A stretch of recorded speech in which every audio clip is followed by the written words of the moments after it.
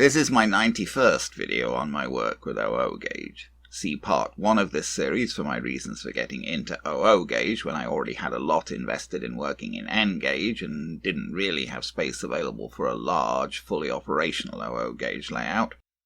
Also see my lengthy series on my N gauge railway modelling for smaller and more complex scenery and smaller scale trains running.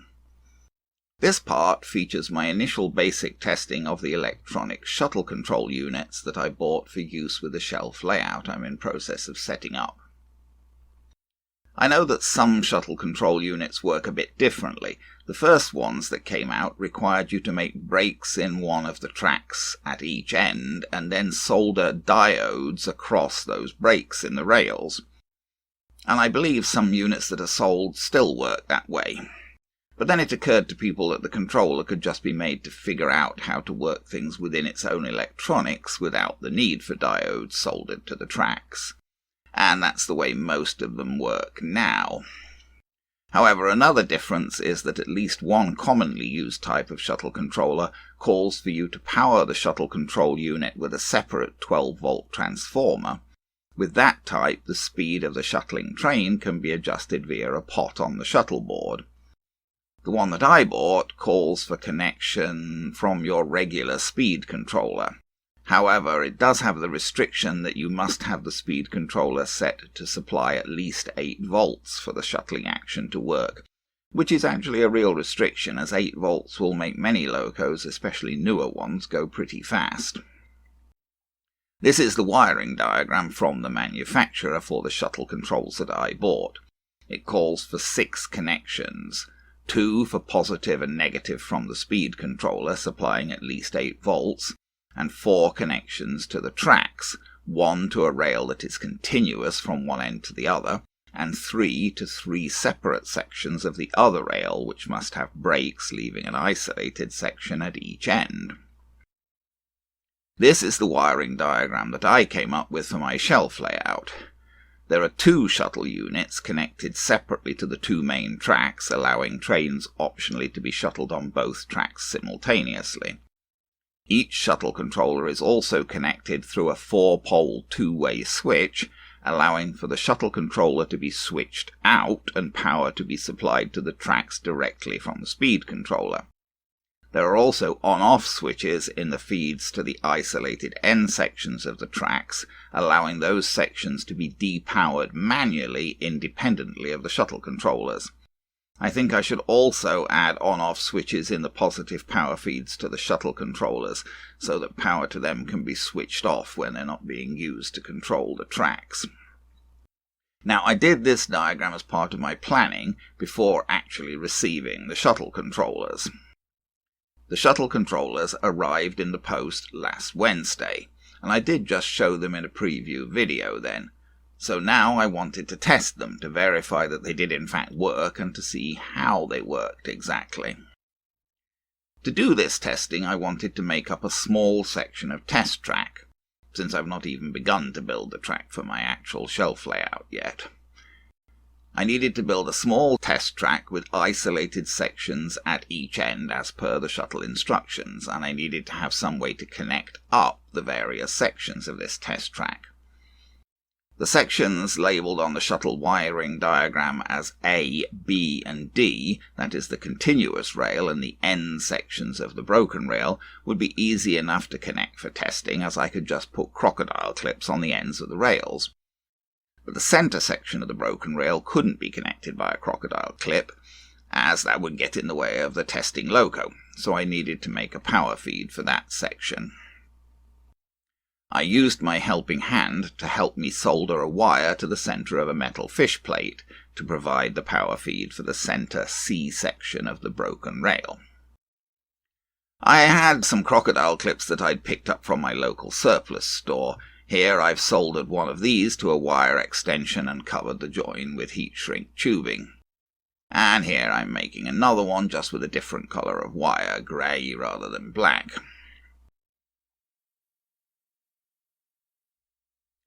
Here you can see my fish plate with the wire soldered to it, joining a section of flex track to a Hornby quarter straight. I've taken off the fish plate on that rail at the other end of the quarter straight, as I need to isolate that joint to make the required break in the rail. Now I replace the metal fish plate that I took off with a plastic isolating fish plate. So now the rail nearest to the camera here is the A section, which is continuous for the whole rail, and the back rail is the broken rail with a break at the right-hand connection where a plastic isolating fish plate is placed, and a power feed via the soldered wire at the left-hand connection. Now I needed to create the break at the other end of the broken rail, as there must be an isolated section at each end. Again, I remove a metal fish plate and substitute a plastic isolating fish plate. Of course, if you were doing it with flex track, you could just cut through one of the rails. And here's that join with the break, but my camera didn't focus properly. Next, I firmly fitted Hornby buffers to each end of my test track, as the last thing I wanted was for my test loco to shoot off the end of the track. I put the test track onto a sheet of insulating foam that I had left over from building the shelf for my layout. I have connected up the wires with crocodile clips to feed power to the continuous rail and to the end sections of the broken rail. However, this setup didn't actually work when I initially connected it to the shuttle unit. When I ran a test loco on it, the loco just ran down to the right-hand buffer and then kept running towards the buffer. To get the setup to work, I had to turn the whole test track round so that the continuous rail was on the right, but the more I think about it, I can't see why that would make any difference. Okay, I think I see what I did now. I was calling the right end section D and the left end section B and connecting them up to the shuttle as such, to the connections on the shuttle labelled D and B. But with the tracks round this way, the right end section should be B and the left end section should be D. So I guess the bottom line is you've got to be careful to sort out which of your end sections is B and which is D and connect them to the proper shuttle connections accordingly, otherwise it won't work properly. If you're looking down the track from the end, if the continuous rail is on your right, then the end section nearest to you is D, but if the continuous rail is on your left, then the end section nearest to you is B. The next thing I had to do was to supply power to the shuttle unit from a speed controller, and this wasn't just a matter of connecting up a speed controller anyhow. The polarity had to be correct. The shuttle unit won't work if the polarity isn't correct. Positive from the controller connected to the B+ connection on the shuttle, and negative from the controller connected to the B- connection on the shuttle. And the controller needs to be set to provide between 8 and 12 volts. I used the Tech 2 controller that I was previously using for my Hornby layout for this test. That controller doesn't really supply more than 12 volts, so the maximum shouldn't be a problem. I used my multimeter to establish the polarity and to determine what setting of the Tech 2 would provide 8 volts. It seemed that I had to have the Tech 2 set to at least 70% to get 8 volts. All that dealt with, I actually connected the wires to one of the shuttle units. The wires are connected via screw terminals, which is good as this makes it easy to connect and disconnect them for testing. As noted, I actually had the B and D sections connected incorrectly initially. So here's my little test track set up and ready for testing with a loco. I used the smallest loco that I have, the little 040 ex-Caledonian Pug, which is also a very reliable loco, although it is perhaps geared to run rather on the fast side. So, now let's see some video of my testing. I didn't video my initial failed attempt with the loco running the wrong way into the buffers, so you'll just have to take my account for that. Okay, so I was trying to test this shuttle. Now, I wired it up based on this diagram here. And I know when I initially put it on the D section, it just went backwards. And if I put it on the middle section, it went backwards to the D section and just kept trying to go backwards. Now I know that it says here, if the train goes the wrong way, then your loco's motor is wired incorrectly and needs changing. The controller is set to the industry standard. Well, the problem is I know perfectly well the loco I'm using is not wired the wrong way. What was wired the wrong way was this. It really does sort of matter which way round you wire this. I don't know, because that was basically what I did. I don't know whether it makes any, I don't understand it really, but what I did was turned it round so that my A track, my track that's, oh no, yes, so that my A track, which is the one that's wired all the way up with no interruptions, was on the right. And my interrupted track was on the left. Now it sort of works. But when I had it the other way around, it didn't. The other problem is it's very long in terms of time. If I turn the power on here, I'm sorry, it's hitting the buffers because I've not got much space. This is the minimum time I've got it set to. I've got it set to the minimum time. If you set it to the maximum time, I don't know, it just seems to stop forever. I have hopes it's actually going to reverse itself now. Of course, maybe not, but yeah, there it goes. When that red light comes on, it's about to go. So that's the minimum time. That's the minimum. I've got the pot for the timing turned. The little blue, this little blue pot here is the pot now, so that means it's going to go when it does that. I've got that turned all the way to the left. If I turn that to the right, so that's the minimum time. If I turn that to the right, the thing just stops forever, basically. But it is working now. There's the red light, it goes, it stops. Oh, it's broken the rail now, so we'll turn it off. It's managed to, the impact of the thing on the buffers has separated the rail, but it was working. Okay, I've now wired up the second shuttle, because I bought two of these. That's the one I was testing before. I've just moved I've kept everything the same, but moved the wires over to the other shuttle. Now, I'm running this at 70% on the Tech 2 controller because it doesn't work with any less. It says it needs a minimum of 8 volts and it's only getting 8 volts if I turn it up to there, and it really doesn't seem to work if you turn it down lower. It moves, but it doesn't turn round. Okay, so here we go.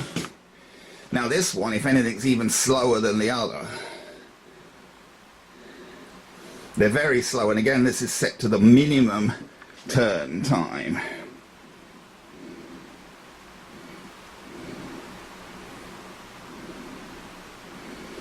So you just have to wait. There it goes, and it'll keep doing that until it breaks the rail. But its turn time is pretty slow. And this is the minimum. You can make it wait in the station for longer than that, but this is the minimum you can make it wait for. There you go. We'll come back to this end and then we'll leave it. Because I'm hitting the buffers at either, I didn't have much space at either, and I'm using my shortest engine, and even then I'm hitting the buffers at each end, so that sort of tells me I could do with more space at the end. There we go. Okay, I've made a slight modification here. A real train going by outside again. I've taken off. These are the pieces I originally had on the ends of my test track, and as you saw, they were just too short. Every time I ran the loco, it was hitting the buffers. So now I've put longer pieces on. I've put second radius curve, double second radius curves on each end. Basically, that's all I did. I had previously had a single straight and a single double radius curve. Now I've got double radius curves on each end. The point of this is that it actually allows enough space that the loco can stop without hitting the buffers. You'll see what I mean. Let's use less words. We'll put it on. See, now it doesn't hit the buffers. We've still got to wait for it to come back. But it stops well short. It didn't need much more space. Just needed a little bit more space. Famous, because it's such a long wait, but as I say, this is the shortest wait. Yeah, you can see it only just gets onto, it stops pretty shortly after getting onto that double curve. It doesn't run very far onto it at all. Mind you, of course, this is a tiny loco. If you were running a big express loco, you'd need more room. But there you go. So it's a better illustration in that the loco isn't slamming into the buffer every time. We're just shuttling backwards and forth and actually stopping before the end of the track.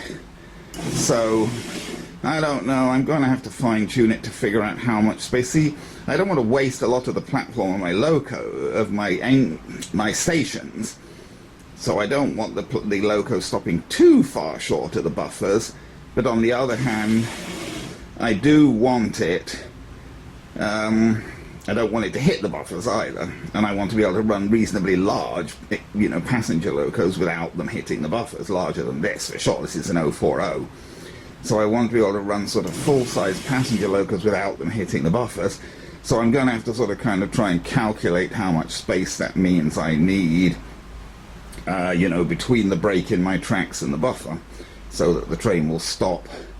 Now, because, well, it's going to differ, because locos with flywheels are going to run on a bit more than locos without, so it's going to be a bit tricky to figure out how far to make the break from the buffers in the actual stations.